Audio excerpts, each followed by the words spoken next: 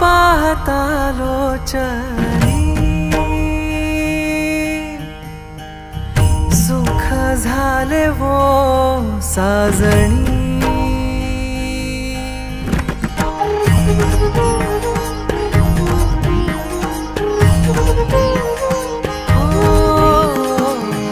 रूप पाहता लोचनी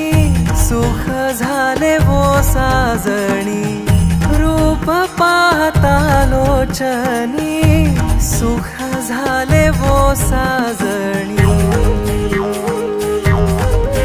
तो हा विठ्ठल बर